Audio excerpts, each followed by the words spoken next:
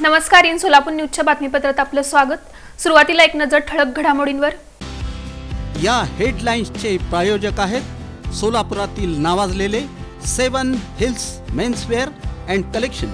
आता best quality आणि perfect fitting फक्त 7 हिल्स मध्येच। भारतरत्न डॉक्टर बाबासाहेब आंबेडकर यांच्या महापरिनिर्वाण दिनाचं औचित्य, विविध राजकीय पक्ष संघटनांकडून विनम्र अभिवादन।